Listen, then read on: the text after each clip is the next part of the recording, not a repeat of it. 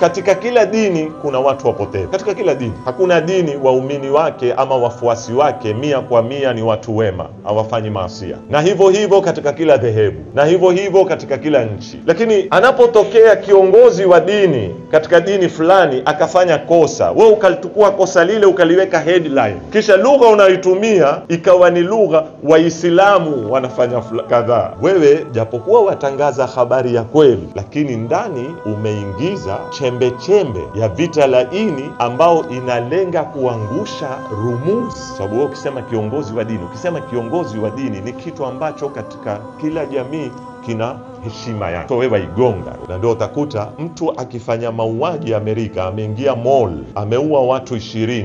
Angalia habari, bwana fulani atatajwa kwa jina, hatajwi dini yake, hatajwi mrengo wake. Fulani ameingia mall, ameua watu, na mara utaambiwa na kulingana na uchunguzi ameonekana ana tatizo la mentality, kwa sababu alikuwa yuko katika mrengo wa kiutaja, ni itabackfire kwao. Lakini tendo lile lile limekuja kufanywa na mtu pia ana matatizo ya mentality, hakufanya kwa msukumo wa ideology yoyote wala ya mrengo wowote wa kisiasa. Vyombo vya habari kidogo, Muislamu aua watu 20 katika moja.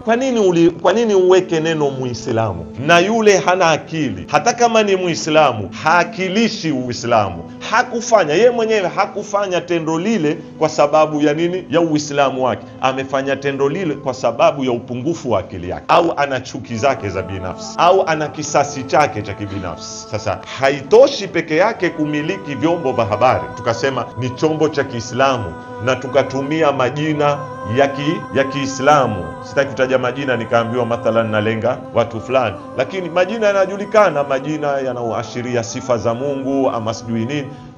Na tukasema hii ni redio ya Kiislamu, hii ni TV ya Kiislamu. Lakini je, ideology yake, falsafa yake, uhariri wake, lugha yake inayotumika, upangaji wa habari zake, namna ipi itawekwa headline, ipi itapewa priority?